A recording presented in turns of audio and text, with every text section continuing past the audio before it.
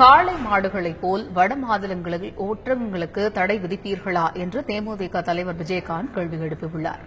ஜல்லிக்கட்டிற்கு அனுமதி வழங்க வலியுறுத்தி மதுரை மாவட்டம் அலங்காநல்லூரில் தேமுதிக ஆர்ப்பாட்டம் நடத்தியது. கட்சியின் தலைவர் விஜயகாந்த் தலைமையில் நடைபெற்ற ஆர்ப்பாட்டத்தில் ஜல்லிக்கட்டிற்கு தடை விதிப்பதற்கு எதிராக முழக்கங்கள் எழுப்பப்பட்டன. பின்னர் பேசிய விஜயகாந்த் பீட்டா அமைப்பை கலைக்க வேண்டும் என்றார். காளை மாடுகளைப் போல் வட மாநிலங்களில் ஒட்டகங்கள் பயன்படுத்த தடை விதிப்பீர்களா என்றும் விஜயகாந்த் கேள்வி எழுப்பினார். வாடிவாசலில் நீங்க திறந்தால் அங்க எதுக்கு இந்த ஆர்ப்பாட்டம்?